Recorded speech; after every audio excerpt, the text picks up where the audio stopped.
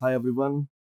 This is module number 248 for the subject of strategic human resource management. In this module, we will talk about Goodman and Truss 2004 change wheel model. It's very similar to the interconnected factors that influence any change program or the communication of change. However, it addresses some other additional contextual factors. So if you look at this diagram, or if you look at this figure, it suggests that organizational context that influence the message of the change, that influence the media, that influence on the channel, and that influence the approach. The organizational contextual factors influence in many ways all of these factors. So similarly, it is the employee response. So employee response influences the message, media, channel, and approach. Change program characteristics that also influence the change program. So purpose of the communication that also influence the message. You devise the message or you develop the message, the media you choose to communicate, the channel you use to communicate, and the approach you use to communicate. So we will see that what are those factors, how these factors are influencing the message, the media, the channel, and the approach. So the change wheel developed by Goodman suggests that the media, so media repetition through more than one medium and face-to-face communication has been found to be most effective. If you people just recall, I was talking about, or I was giving an example of the Jack Welch.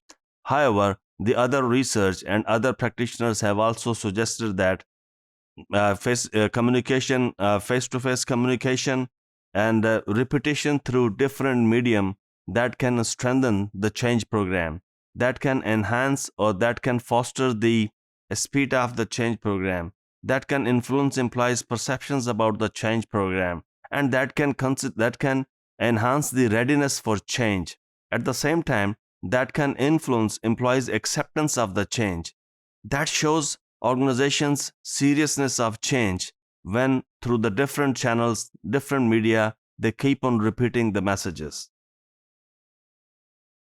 So the channel messages delivered via line managers and informal leaders are able to influence opinion, have a greater impact.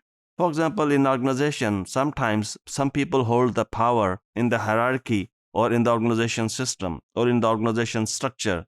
However, you might have noticed that some people in the organization, they are not possessing any hierarchical position, but they are the opinion leaders.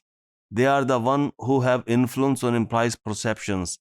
They are the one employees believe or listen to them. So those people can play an important role when you are planning a communication strategy about the change with those employees. So message, information that people must know, job related. This is what I said, that should know, but it is not essential, and could know, relatively unimportant. So messages need to be very carefully drafted or very carefully communicated, because at the end of the day, I believe that when you are designing a communication program or when you are telling someone what is the need for change, most of the time resistance is very often. And that resistance is not because employees don't want to change. They might see there is no need of change. They might see it is just on the benefit of the organization, but not in the employees. So communication, what employees must know, is quite important. And providing an additional information, for example, what competitors are doing, other contextual factors that have influenced. For example, it might be the legislation or legal requirements of your country or of the industry where you have to adapt some changes, or it is necessary for the survival. So communication programs and designing those communication programs remain at the heart of success of any change. And lastly, in the Goodman's model, we can say it is the approach. Communication can be highly directive or it can be participative, telling employees what they are expected to do, or more consultative, inviting employees what they want to do or how it can be done. So directive approaches versus participative approaches. An organization has to decide about what approach they want to adopt. Well, there is no best strategy, unfortunately. We can't suggest that the directive approach is the most appropriate approach and the participative approach is the most appropriate approach. Here we have to see the readiness of employees towards the change. We have to see the other contextual factors, for example, the involvement of a union.